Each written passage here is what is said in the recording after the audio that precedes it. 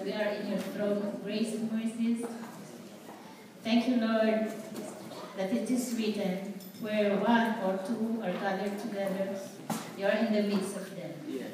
Thank you, O God, for the Holy Spirit that is in the midst of us. Thank you, Lord. I pray that let your abundant blessings flow in this congregation. Amen. And let there be healing upon your church, O God. And I break the power of the enemy, and I rebuke any malicious minds and men in this congregation. In Jesus' name, amen.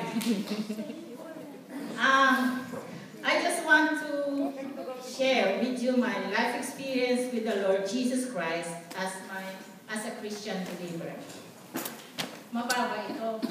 Siguro next time we have to You gotta and find me.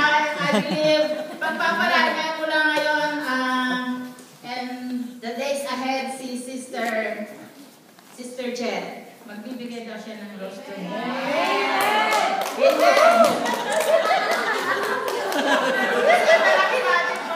Ang lalaki natin yung clear, tapos samantala ganyan. Si Sister, saka si Pastor, nakaganyan na sa taas. Ako, mas malaki, ganito na. Amen? Amen. Sister Jen? Amen. Okay. I grew up in a family of Roman Catholic orientation.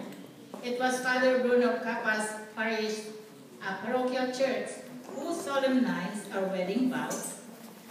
I got married to a handsome man. Brother Jaime Canchubiran in January 14, 1980. In short, Sagrado Candado Katoliko po ako. I went to church every Sunday, but I felt emptiness in my heart. I felt there was something lacking in my life, which I cannot figure out what it is. One time, a week or two, before I gave birth to my first child, the statue of Mama Mary was in our house because my neighbor and friends told me that Mama Mary is, yung sabi niya, Mare, nagmimilagro yan, kailangan mo yan sa anak mo. So, out of curiosity, believe it or not, magdamag po ako nakatitig sa mata ng Mama Mary, believing that magmimilagro at tutulungan niya ako sa aking panganganak. But hanggang sumapit ang tindi ng sikat ng araw, ay walang milagrong nangyari. Napakalaki kong G.E. What's that? Okay, when Mama Mary's statue was in our house, my Mary Vicky Onya approached me and asked me if they could come to our house and have a Bible study. Nainis na ako sa kakulitan niya. Ang kulit-kulit niya. Kaya sabi ko sa loob ko, di kayong born again, magsama-sama kayo. Kami lang mga Katoliko, magsama-sama kami. Okay? So, but God softened my heart, and I allowed the Tarlac First Baptist Church group to have Bible study at home.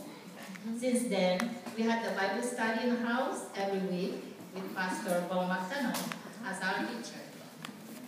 Pastor Bong was so anointed, man of God. And besides, he has the charisma with talking to people. Amen. Napakagwapo niya. At all eyes and ears ang mga nakikinig pag nagsalita siya. Tulad ni Daddy Wilder. Kasi gwapo sila. Pero more gwapo ko si Daddy Wilder. Thank you. Ang sense of humor. Amen? Amen. Okay. Sigurado nung nagpa-Bible study si Pastor Wilder at present si Sister Wen. Kinikilig sigurado si Sister Wen. That's how I pray. Lord, sana isama. Ito na ang bibigay mo sa akin bilang magiyak ng puso ko. Amen. At yun, boom! Answered prayers.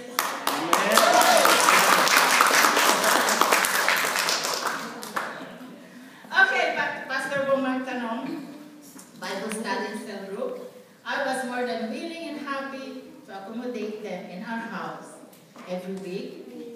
Those times, I also attended worship services every Sunday at TFBC. And that emptiness in my life before was filled up with joy, satisfaction, and fullness with the goodness of God, the Father Almighty.